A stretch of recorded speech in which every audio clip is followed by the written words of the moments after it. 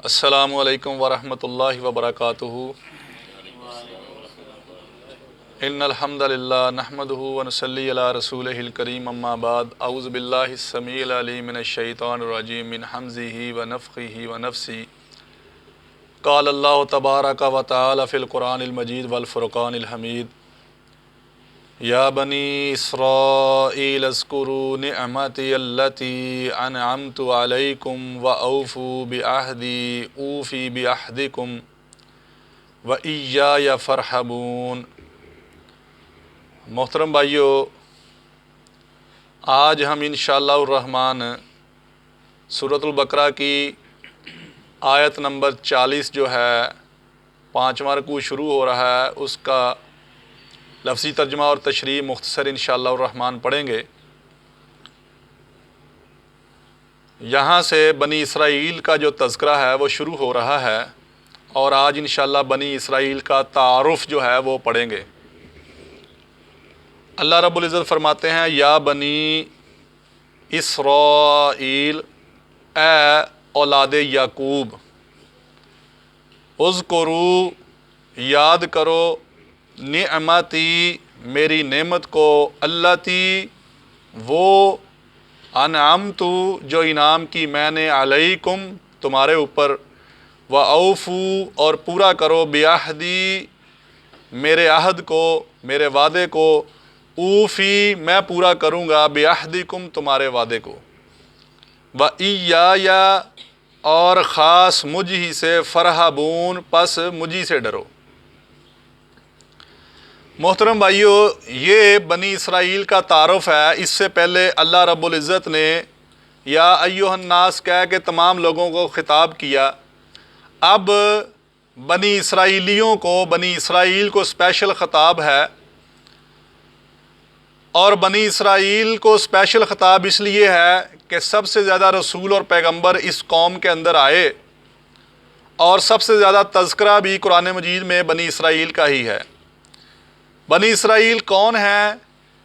Basically اسرائیل جو ہے یہ حضرت یعقوب علیہ السلام کا دوسرا نام یا لقب یا خطاب ہے، حضرت یعقوب علیہ السلام۔ تو حضرت یعقوب علیہ السلام کی جو اولاد آگے چلی پھر،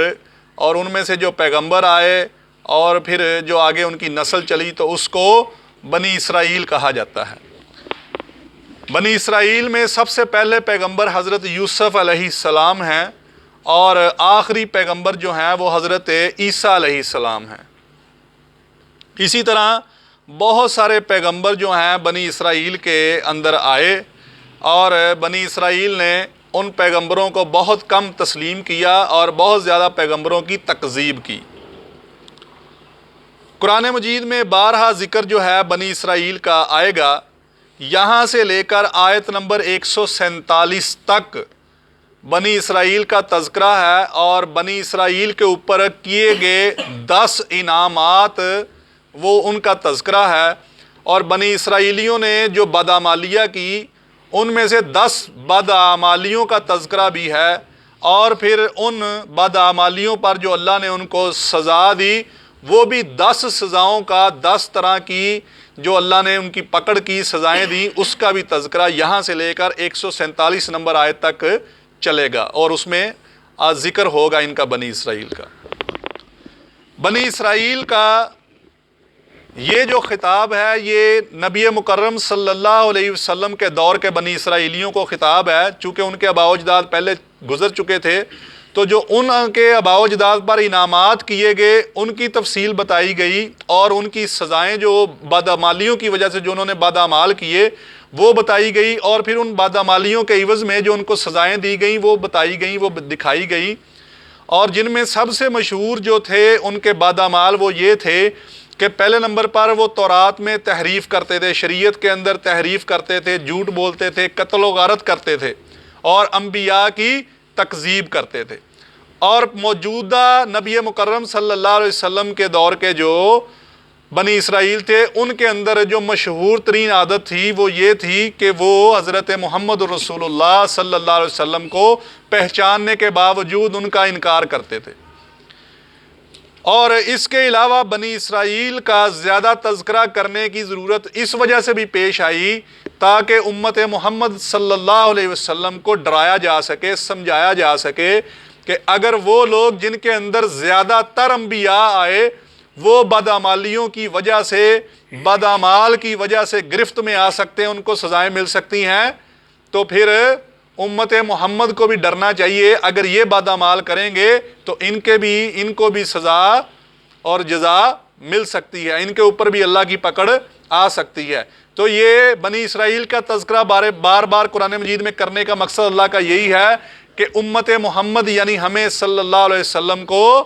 ڈرایا جائے، سمجھایا جائے کہ وہ بدعمال میں گمراہ نہ ہو جائیں اور سیدھے رستے پر رہیں، بھٹک نہ جائیں، اور شریعت کو، سنت رسول اللہ صلی اللہ علیہ وسلم کو اپنے ہاتھ سے کبھی نہ چھوڑیں۔ اس وجہ سے ان کا تذکرہ کیا گیا۔ اب آ جائیں کہ بنی اسرائیل جو ہے اولاد یعقوب علیہ السلام، ان کو نعمت جو ہے، نعمت ہی اللہ نے کہا یہ بیسیکلی تو واحد کا صیغہ ہے، لیکن اس سے مراد جنس ہے، یعنی کہ اس کے اندر ساری نعمتیں اللہ کی،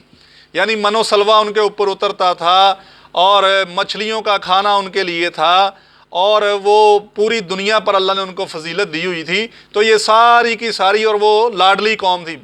امت محمد صلی اللہ علیہ وسلم سے پہلے، سب سے جو لاڈلی قوم تھی وہ بنی اسرائیل تھی اللہ کی۔ تو وہ نافرمانیوں، بدعمالیوں کی وجہ سے پھر وہ اپنی اس اعزاز سے اپنے وہ محروم ہو گئے، اور اس کے بعد امت محمد صلی اللہ علیہ وسلم جو ہے وہ اللہ کی برگزیدہ اور لاڈلی قوم بن گئی۔ آگے اللہ فرماتے ہیں، یا بنی اسرائیل، اے بنی اسرائیل، اے اولاد یعقوب، اذکرو، یاد کرو، نعمتی، میری نعمت کو، اللہ تھی وہ نعمت، انعامتو، جو انعام کی میں نے علیکم، تم پر،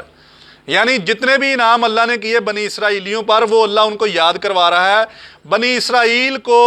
قرآن مجید میں جب بھی خطاب کیا جائے گا، کہیں پر ان کو ان کے انعامات جو ہیں وہ یاد کروا کر ان کو خطاب کیا جائے گا، کہیں جو انہوں نے بدعمالیاں کی ہیں وہ یاد کروا کے ان کو خطاب کیا جائے گا، اور کہیں پر بنی اسرائیل کو خطاب جو ان کو سزائیں دی گئی ہیں وہ سزائیں یاد کروا کے ان کو خطاب ان سے کیا جائے گا، تاکہ اس وقت کے بنی اسرائیل اس سے ڈر جائیں اور امت محمد صلی اللہ علیہ وسلم اپنی سیدھی راہ کو پکڑ لیں۔ آگے اللہ رب العزت نے فرمایا، وَأَوْفُوا، اور پورا کرو، بیاہدی، میرے عہد کو، اوفی، میں پورا کروں گا، بیاہدکم، تمہارے عہد کو۔ یہاں پر اس آیت میں تو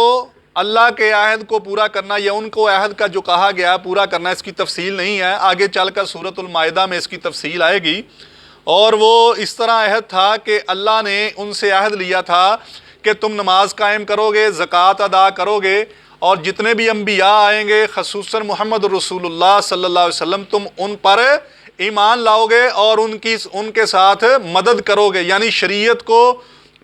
پھیلانے میں، اللہ کا دین دنیا کے اوپر دین کا غلبہ کرنے میں ان نبیوں کی مدد کرو گے، اور اللہ رب العزت کو اچھا قرض دو گے۔ ٹھیک ہے، یہ ان کے ساتھ وعدے تھے، ان سے وعدے لیے گئے تھے جو اللہ نے ان سے وعدے لیے تھے، اور اللہ کا ان کے ساتھ وعدہ یہ تھا کہ اللہ تمہارے ساتھ ہے، اللہ تمہیں گناہوں سے پاک کرے گا، اور اللہ تمہیں جنتوں میں داخل کرے گا۔ یہ اللہ کے وعدے، اس کی تفصیل انشاءاللہ جو سورۃ المائدہ اس میں آئے گی انشاءاللہ، اس وقت ہم تفصیل سے پڑھیں گے۔ اور اس کے بعد آگے فرمایا، وَإِيَّايَ فَارْهَبُونَ، اور خاص مجھ ہی سے ڈرو، یعنی دو دفعہ اللہ نے کہا وَإِيَّايَ، اور خاص مجھ ہی سے، فَارْهَبُونَ، اس کا مطلب یہی ہے کہ پس مجھ ہی سے ڈرو۔ تو اللہ سے ڈرنے کا مطلب یہ ہے کہ اللہ کے ساتھ کسی کو شریک نہ کرو، اس کی عبادات میں کسی کو شریک نہ کرو، اور شریعت کے اندر بھی اللہ کی حدوں کو نہ توڑو، ہر وقت اس سے ڈرتے رہو۔ یہ اللہ سے ڈرنے کا مطلب ہے۔ تو یہاں پر بنی اسرائیل کا جو ہے وہ تعارف مکمل ہوا۔ اب انشاءاللہ بنی اسرائیل کا تذکرہ چل گیا ہے، آگے انشاءاللہ جو بھی آیات آئیں گی بنی اسرائیل کے متعلق، ان آیات میں جو جو تفصیل ہوگی انشاءاللہ ہم ان کو پڑھتے جائیں گے۔ اللہ رب العزت سے دعا ہے کہ اللہ تعالی ہمیں قرآن مجید کو سمجھنے کی، اس پر عمل کرنے کی توفیق عطا فرمائے۔ سبحان ربک رب العزت عما یصفون، وسلام علی المرسلین، والحمد للہ رب العالمین۔